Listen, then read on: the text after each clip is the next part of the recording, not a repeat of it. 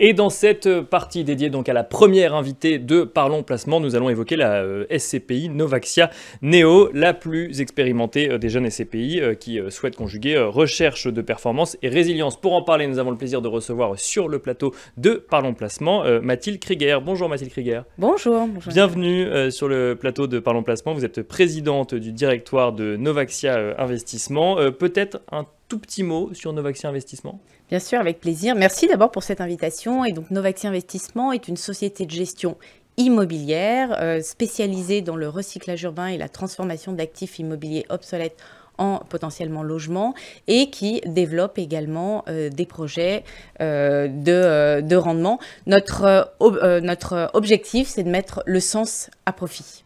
Avec cette idée d'aller réutiliser de l'immobilier existant, finalement, de le transformer pour ensuite recréer un véhicule d'investissement, c'est ça? Exactement. Alors, on a plusieurs véhicules d'investissement ouverts au grand public via les équipes, par exemple, de Prime Alliance. Il y a des fonds dans les contrats d'assurance vie qui fait cette stratégie d'investissement et un véhicule SCPI qui aborde les choses un peu différemment, mais qui garde cet ADN. Notamment Novaxia Neo, qui est assez jeune, hein, ça date de 2019, si je ne dis pas de bêtises. Elle est jeune et expérimentée, ouais. Parce que c'est la première SCPI de la nouvelle génération, donc sans commission de souscription, avec des frais de gestion, hein, évidemment.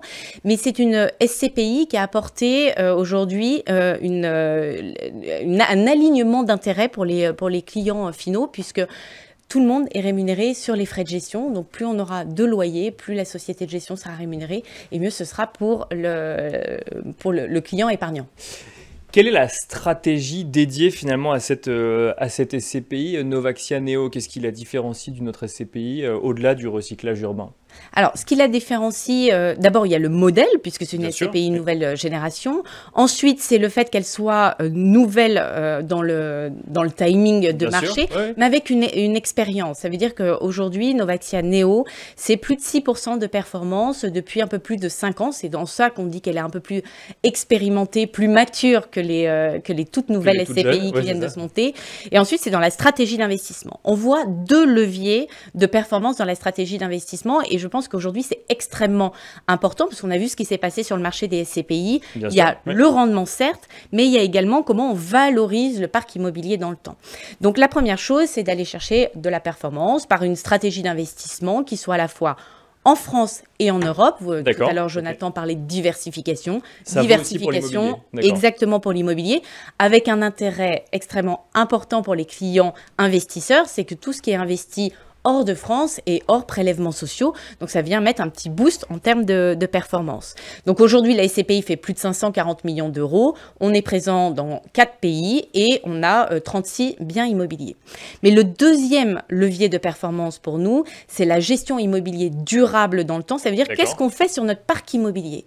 Et c'est là où on a une approche, un ADN un peu différenciant. C'est finalement, ce qui nous intéresse, ce sont les passoires thermiques tertiaires, hein, de bureaux. Tout le monde veut les vendre, c'est vous qui les achetez. Voilà, on les achète, on les achète avec une stratégie d'aménagement de cette passoire thermique tertiaire, donc avec un locataire de bonne facture qui paye ses loyers. L'objectif, c'est de continuer à avoir et poursuivre les loyers, mais c'est d'améliorer cet actif immobilier dans le temps pour fidéliser le locataire. Je vous prends peut-être un exemple concret, un exemple qui va avec la stratégie socialement responsable du fonds, puisque le fonds est dans la meilleure catégorie de socialement responsable, hein, l'article 9. Un exemple, on équipe l'ensemble du parc immobilier de capteurs pour suivre la consommation, notamment énergétique. Suivre la consommation, c'est bien. Ensuite, on met en place des plans d'action et on a pu, là, récemment, réduire la consommation énergétique des immeubles de plus de 12%, ce qui permet aux locataires, dans une crise énergétique, de réduire leur facture et donc potentiellement de se fidéliser le locataire dans le temps et d'être content. On vient d'ailleurs de renouveler 2 baux grâce à cette stratégie. Donc, c'est conjuguer les deux. Il y a le market timing des opportunités d'investissement. Et le deuxième, c'est aller améliorer ces fameuses passoires thermiques tertiaires. Un mot du contexte économique, hausse des taux. Alors effectivement, là maintenant la BCE vient de baisser ses taux, mais contexte de taux plus élevé quand il s'agit d'aller emprunter de l'argent pour financer des projets immobiliers. Sujet sur certaines matières premières aussi. Quand on fait du recyclage urbain, est-ce qu'on est particulièrement impacté par ces sujets-là? Alors, on est en fait dans la SCPI Neo. notre objectif, c'est pas d'activer la carte de recyclage urbain. Notre objectif, c'est d'aménager l'immeuble pour poursuivre le locataire. Mais ça reste, et c'est à juste titre, un plan C. C'est si demain, je n'arrivais pas à relouer mon immeuble, si je n'arrivais pas à le locataire s'en aller ou autre, on l'a vu sur certains anciens peut-être véhicules, c'est de dire j'ai la capacité de faire autre chose de cet immeuble et donc je garde une valorisation. C'est la carte de en fait, pour prendre schématiquement, c'est un airbag. Ok. Ouais. Bon, moi je conduis une voiture, j'ai pas du tout envie d'activer mon airbag, mais je sais que je l'ai en cas de choc. Et voilà. Et ça permet, si vous voulez, après je mesure mes propos, il y a de la place pour toutes les SCPI sur la place, mais ça permet de bien diversification, vos allocations SCPI avec cette SCPI Novaxia Neo. On se parle en juin 2024, on a passé les 6 premiers mois de l'année avec un certain nombre de questionnements sur le marché immobilier au global, deuxième partie de l'année où on a l'impression effectivement que le contexte de taux va s'améliorer, on peut le dire comme ça, on ne sait pas dans quelle mesure, mais s'améliorer en tout cas. Comment est-ce que vous anticipez cette deuxième partie de 2024, voire 2025 chez Novaxia Neo? Alors, de manière plutôt positive, après ce qu'on a vécu, on va dire, au niveau du marché, parce que ça ne peut qu'aller mieux. La baisse des taux a été une première bonne nouvelle. Ce qui s'est passé ce week-end, peut-être un peu moins, on ne fera pas politique, bien sûr.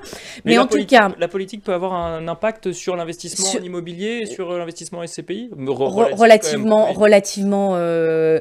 peu, en fait, parce que notamment sur des actifs tertiaires, ils ont déjà bien décoté, donc il y aura peu d'impact. Oui, en revanche, c'est vraiment la baisse des taux. C'est la baisse des taux. Oui. Et première baisse des taux, deuxième et troisième annoncée potentiellement pour cette fin d'année, donc ça veut dire que ça redonne de l'intérêt encore plus à investir dans l'immobilier.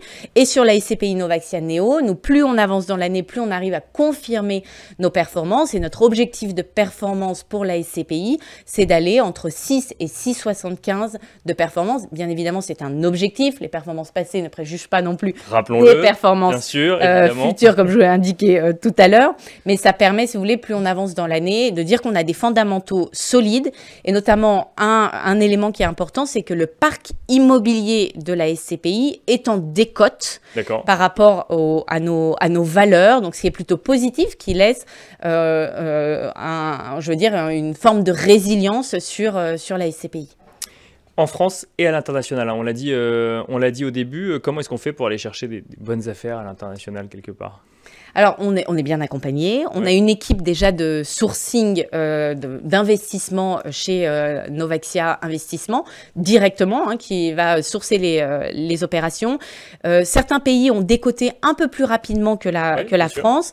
Et donc, on arrive aujourd'hui, on a des opportunités en comité d'investissement, sans cacher de grands secrets. Aujourd'hui, on a à peu près 200 millions d'euros de pipe d'investissement. C'est à peu près 25 dossiers sur lesquels nous pourrions activer rapidement, et notamment d'aller sur des pays qui coûtaient trop cher par le passé. Je pense à l'Allemagne, sur lequel nous repositionnons potentiellement sur des opérations en allant chercher de la diversification et peut-être demain aussi du bureau. On ne sait pas parce que... Qui sait, peut-être que ce sera le retour du bureau. Ouais, tout le monde, personne ne veut du bureau en ce moment, mais est-ce que ce n'est pas le meilleur moment d'aller refaire un peu de bureau? En tout cas, on se bat avec nos équipes investissement parce que quand ils nous présentent des TRI d'opérations, on se dit c'est peut-être dommage de ne pas regarder un petit peu de bureau. Mais en ce moment, on est diversification des pays, diversification des locataires et diversification des actifs immobilier pour aller chercher de la performance pour les clients investisseurs. Bon, on pourra peut-être s'en reparler dans quelques mois pour voir si effectivement la position sur le bureau a évolué. Merci beaucoup en tout cas Mathilde Krieger de nous avoir accompagnés. Merci. Je rappelle que vous êtes présidente du directoire de Novaxia Investissement. Merci beaucoup et quant à nous, on se retrouve dans un instant.